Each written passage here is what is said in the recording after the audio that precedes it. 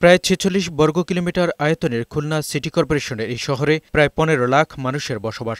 নগরীতে চলাচলের জন্য সড়ক রয়েছে প্রায় ১,২১৫টি, পানি নিষ্কাশনের জন্য খাল রয়েছে ১৩টি, আর ড্রেন রয়েছে ১,২০৫ কিলোমিটার। নগরীর বৃষ্টি ও গৃহস্থলীর পানি এ সকল ড্রেন দিয়ে নিষ্কাশিত হয়ে পশ্চিমে ময়ূর, ভৈরব ও রূপসা নদীতে গিয়ে পড়ে।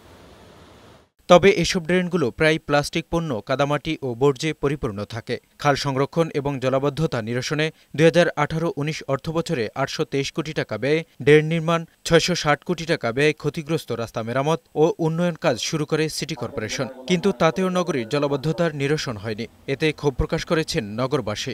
নিষ্কাশনের পরিষ্কার করার ভালো ব্যবস্থা না থাকায় আমরা বহু দুর্ভোগ ব্যবহার করি। ওই ড্রেন করে দিয়ে চারিদিকে খুলনা যত পানি, খালিশপুরি পানি সবই তো একটা দিয়ে পারে। বর্তমানে খাল বিলগুলো যদি পরিষ্কার করা হয়, ট্রেনগুলো ঠিক মতো পরিষ্কার করা হয়, তাইলে সমাধানটা হইতে পারে। জলাবদ্ধতা নিরসন ও কেসিসির নাগরিক সেবা নিয়ে ক্ষোভ প্রকাশ করেছেন এই সমাজকর্মী।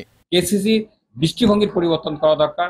কেসিসি যারা কর্মকর্তা, কনজারভেন্সি ডিপার্টমেন্ট সহ তাদের কিন্তু জনগণের কাছে দায়বদ্ধতা নিশ্চিত হওয়া উচিত। খুলনা নগরীর পাশ দিয়ে বয়ে যাওয়া ময়ূর নদীটি সংরক্ষণের দাবি দীর্ঘদিনের বলে জানিয়েছেন পরিবেশবিদরা। সিটি কর্পোরেশনকে বারবার বলা সত্ত্বেও তারা বিষয়টিকে অনেকটা উদাসীন হয়ে আছে এবং নির্লিপ্ত দেখা গিয়েছে।